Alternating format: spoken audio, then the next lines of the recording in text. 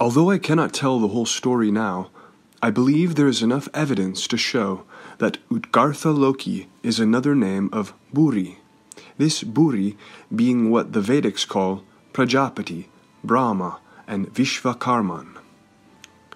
This god is the great manifested form of the unmanifest primordium, the Absolute, embodying the whole realm of being and acting as the craftsman of the reality that he is identical with. He additionally is the lord of the cosmic tree, which grows from his head in Vedic texts, this connection giving the parallel Irish god his name, Bíla, the name of the Irish sacred trees. I have shown Búri to be this Prajapati-type god in my previous videos and articles. As Prajapati is grandfather of Rudra, so Búri is grandfather of Odin. This Brahma, a name treated as interchangeable with Prajapati in Vedic texts, is the lord of Maya, that is, all illusion, which comes into being with him and which he uses to magically shape and manifest the cosmos. Only by penetrating the dazzling illusions of Brahma, that is, Útgarða-Loki, do we possibly reach to truth, which is like a treasure kept at the core of his cosmic tree. As such, Brahma is the highest lord of illusion, while also being the manifest form of the Absolute and the cosmic craftsman at a level higher than Odin or Rudra. He is the grandfather of Odin or Rudra, after all. To bear forth life and craft the cosmos are acts of Maya, which, besides being illusion, is also the magical power of manifestation itself. Shvetashvatara Upanishad outlines that through his Maya, Brahma projects this world. He creates Maya, and the world is Maya. After the cessation of Maya, the attainment of Brahman is possible. There is much more to say in future articles for those who need a proof laid out. But for now, ask yourself why Útgarða-Loki has at his command thought, Hugi. Odin is the only other god who commands thought, Hugin. Fire itself, Logi. Old age, Eli. And why he keeps the very Midgard serpent like a pet, magically disguised as a cat to wrestle for his amusement. Why Thor can't loosen the knot of his provision bag even a bit. Why he has a drinking horn that can drain the seas, and indeed why he is the greatest lord of illusion the myths have to show, so powerful that he is able to outmatch the great divine representative of might, Thor, even as Thor indeed frightens him with the terrifying magnitude of his strength.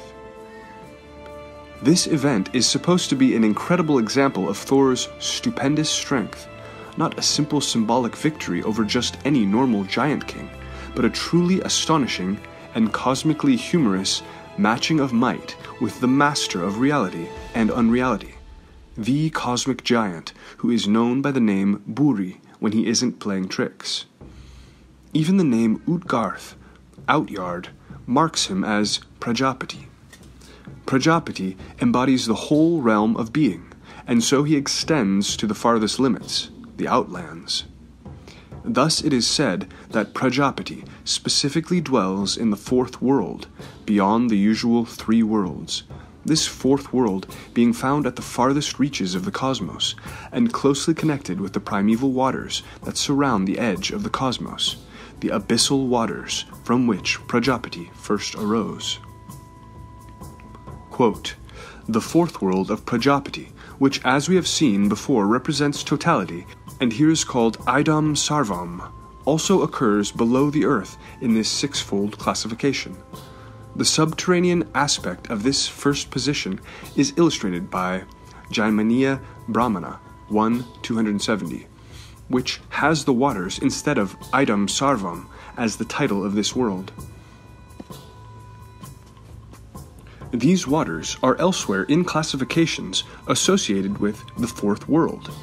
All this convincingly points to an identification of the fourth world, moon, Prajapati, totality, waters, with the netherworld, unquote.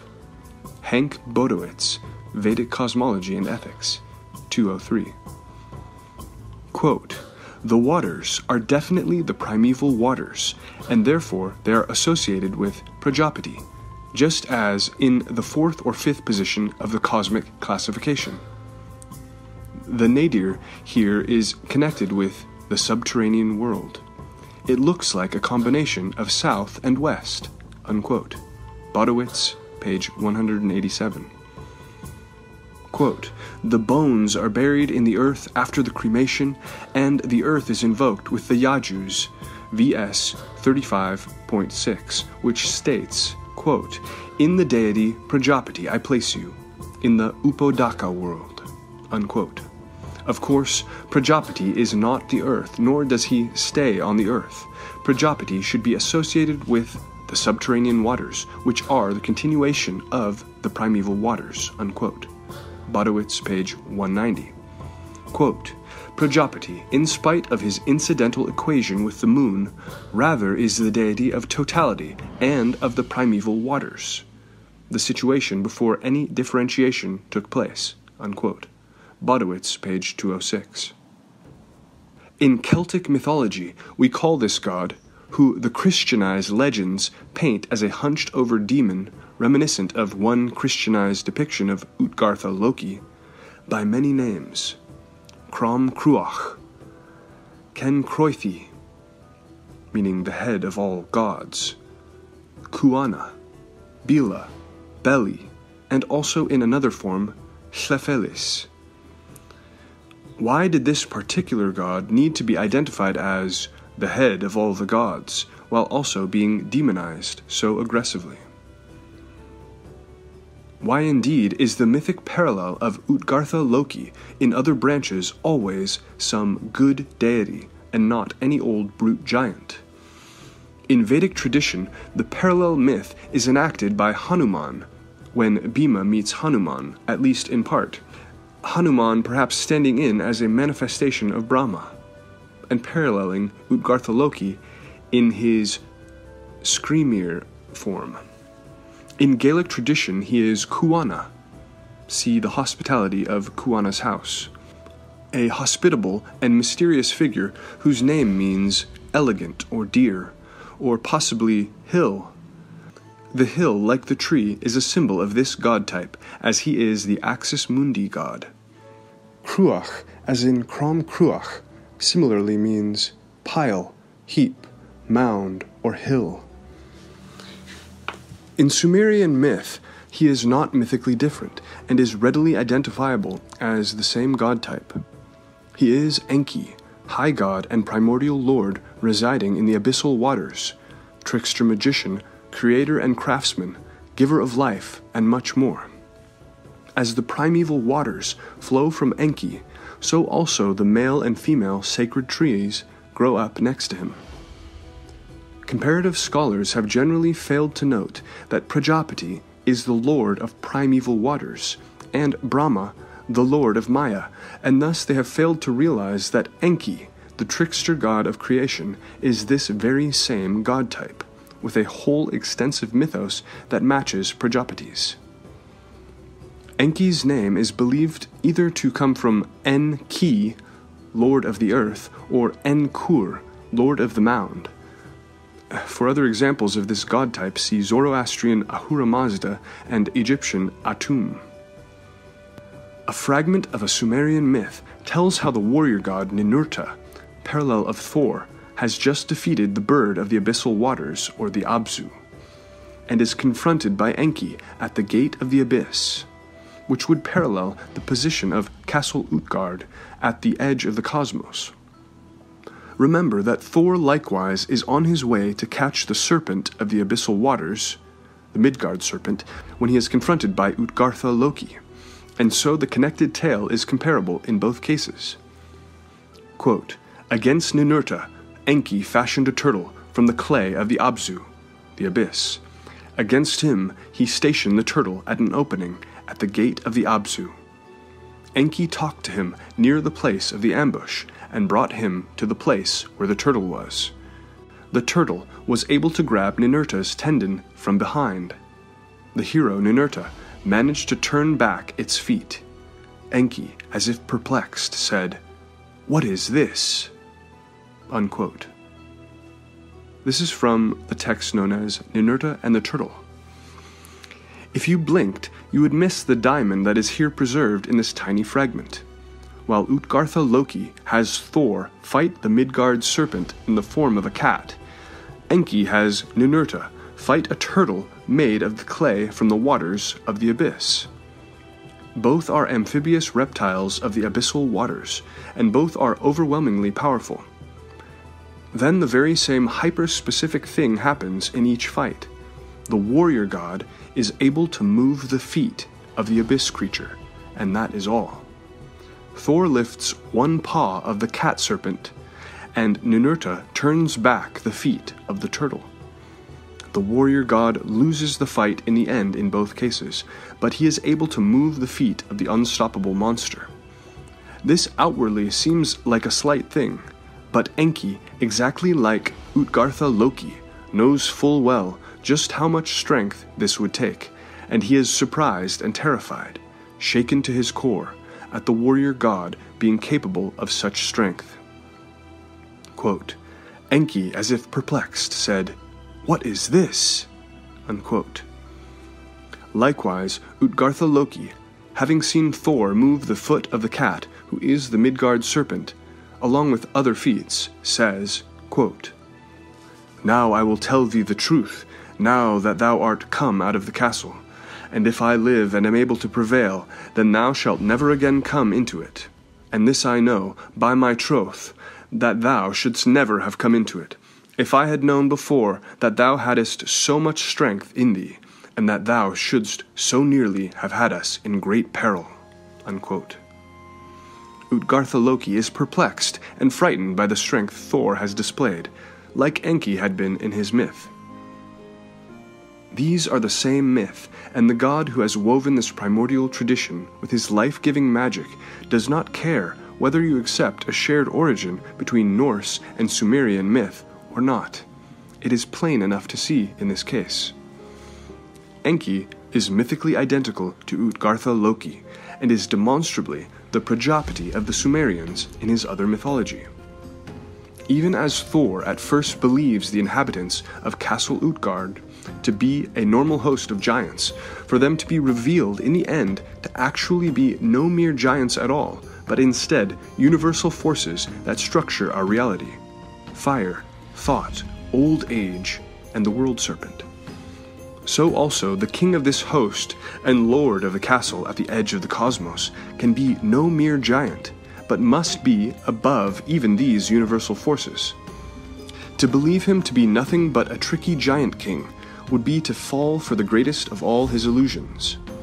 Even the name Útgarða-Loki, like the play acting as simple giants he and his retinue perform, is nothing but another mask in his game. The god who embodies the whole realm of being, the Totality, has a shadowy side even as he has a light side, for he is Lord of all things. All things includes prominently illusion, the magic of manifestation, with which he challenges you and tricks you out of your wits, drawing you on to manifest your own greatest power. The user Highland pointed out that Puranic Hindu tradition preserves a likely parallel of the Útgarða-Loki myth that I hadn't investigated. It is known as the humbling of Indra, from the Brahma Vaivarta Purana, a Vaishnavite text. In this tale, the parallel of Útgarða-Loki is the absolute god, Vishnu, in the form of Brahma. Vishnu Brahma humbles Indra, as Útgarða-Loki tricks Thor, and as Enki humbles Ninurta. If this is a true parallel, then it confirms what I have claimed for Útgarða-Loki. His parallels in other branches are consistently the manifest form of the Absolute itself, called Brahma or Prajapati in Vedic tradition. As I noted, Brahma is called the master of Maya, illusion, and in this Vaishnavite myth, Vishnu, treated as the Absolute here, becomes Brahma, and then further disguises himself as a dwarfish Brahmana youth in order to humble Indra. As the Útgarða-Loki myth happens while Thor is on his way to catch the Midgard serpent, and the Enki myth happens when Ninurta has just defeated the bird of the abyss waters, so also this myth of Indra happens right after he has killed Vritra, the great serpent monster of Vedic tradition. The sequence of connected events are thus directly comparable in each case. In addition, the Indra tale includes a scene where Indra is confronted by an old hag who is actually the embodiment of an abstract concept. Likewise, one of the beings that Thor has to fight at Castle Útgarð is an old hag who is actually the embodiment of old age, an abstract force. In the case of Indra, the terrifying old hag that confronts and threatens him is instead the embodiment of his sin from killing Vritra. Thor is able to withstand the hag old age and is only brought to one knee before the fight is called. Meanwhile, Indra evades the old hag by shrinking himself down and hiding. Indra evades while Thor withstands, neither one defeating the old hag, but each one resisting the great abstract force she represents. Each one also is brought low by the hag in some sense while attempting to resist her. Indra has to become small, while Thor is brought to one knee. Then Vishvakarman and Brahma ask Vishnu for help in humbling Indra, and so he, the Absolute, manifests as Brahma, but in a disguise. Quote, Lord Vishnu assured Brahma and sent him back to his abode. He himself took the form of a Brahmana boy. He was dwarfish in outlook and white teeth. He was in the form of a small boy, but he possessed the divine intelligence. He himself was Brahma, for Brahma, and bestower of all the riches. Unquote. As it says, he himself was Brahma, for Brahma. He has become a manifestation of Brahma, and then disguised himself further as a young boy. This Vishnu Brahma in disguise then demonstrates a cosmic allusion to Indra. He points out a line of ants and explains how they each had been Indras of eons past, and that the other high gods had also been reborn numberless times in the eternal cycle. Indra says, quote, Tell me, influenced by the illusion and possessing all the virtues, who are you in the form of a boy? Unquote. After some further discussion, quote, Brahmana said, O Indra, I have created the entire group of the ants, one by one. All these ants had been established on a throne of Indra, one by one. All of them, after having been born in various yugas, have currently been born as ants. Unquote.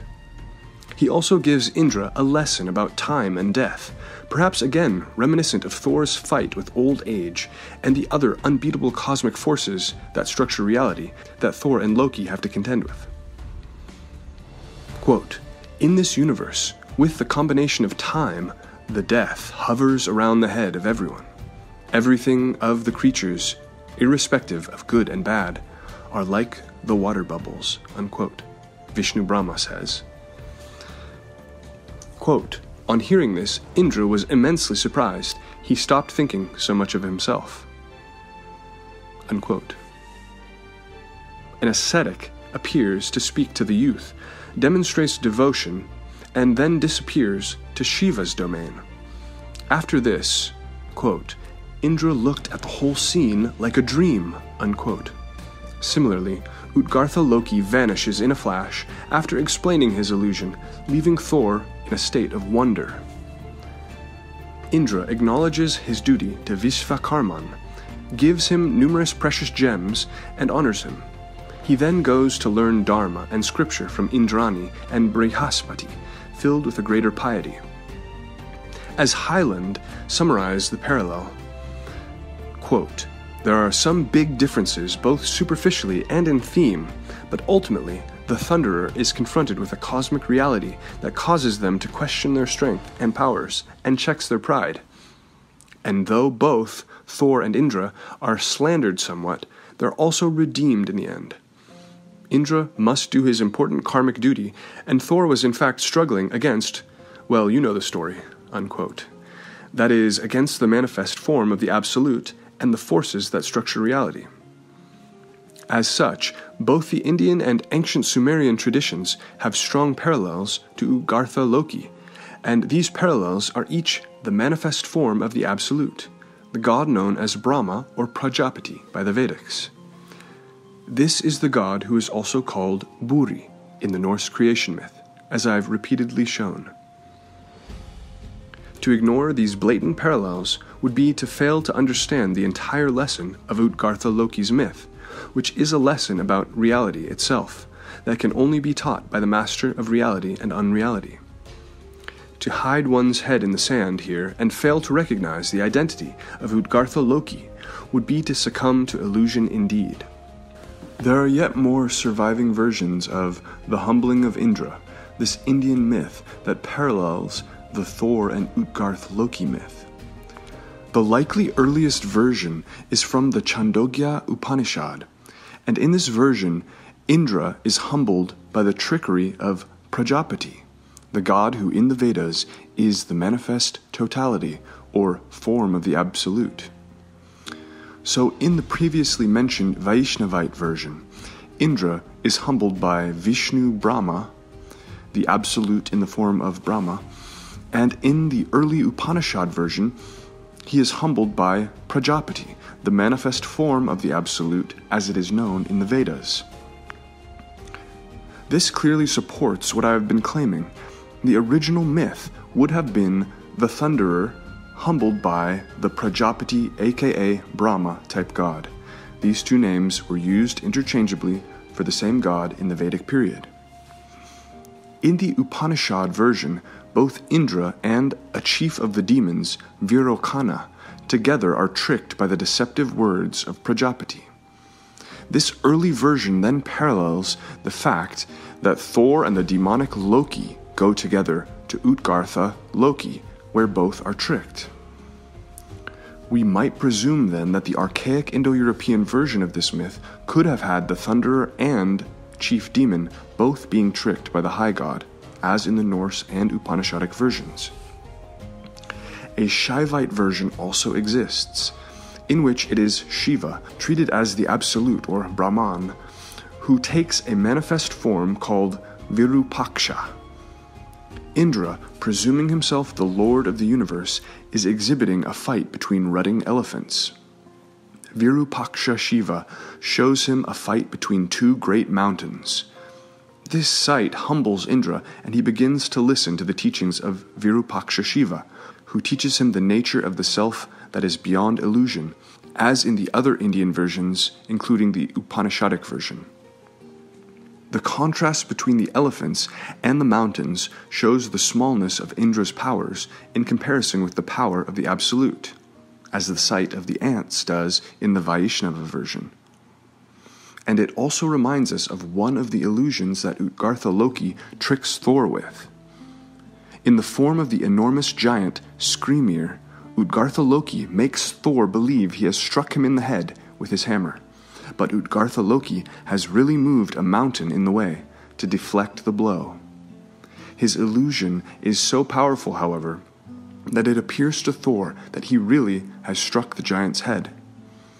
So we have a contrast between the giant's head and the mountain that replaces it, with Útgarða-Loki magically moving the mountain in the way and making it appear to be this giant's head. Shiva, Virupaksha, magically makes the two mountains move to fight one another, this sight outshining the fight of Indra's elephants. When we read that Virupaksha was also considered a giant, and that he was sometimes pictured as an elephant or associated with them, these images begin to blend together, and the possibility arises that Virupaksha is something very similar to Skrymir, and the elephants that contrast with the magically moved mountains would parallel the head of the giant Skrymir, which is contrasted against the mountain that Útgarða-Loki moves in its way. Skrymir himself would here be in place of the elephants of the other version, since we know the elephants are indeed symbols of the giant Virupaksha. A version in the Bhagavata Purana has Krishna as the Absolute, and he takes the form of a mountain in order to humble and teach Indra. He then picks the mountain up and moves it to deflect Indra's attack upon Krishna's sacred cowherds. This sequence is obviously extremely reminiscent of the mountain being moved by Útgarða-Loki and disguised as Skrymir's own head in order for it to block the attack of Thor. Indra also rides an elephant in this fight with Krishna, perhaps tying the various symbols together. Krishna's overwhelming nature as Kala, or time, is also emphasized in this version, reminiscent of the emphasis on the overwhelming power of time in the other versions. However these symbols were moved around in the different versions, we can see that an awe-inspiring illusion or display involving a magically moved mountain is something common to the Norse, Shaivite, and Krishnaite versions. And so this is one more parallel to add to the long list we have compiled. It is when we look at all of the Indian versions that we can see most of the pieces found in the Norse version. And if we put them all together, we can almost reconstruct that version with Indian elements. We have the overpowering old hag, who embodies an abstract concept and who makes the thunderer become small in some sense in order to resist her.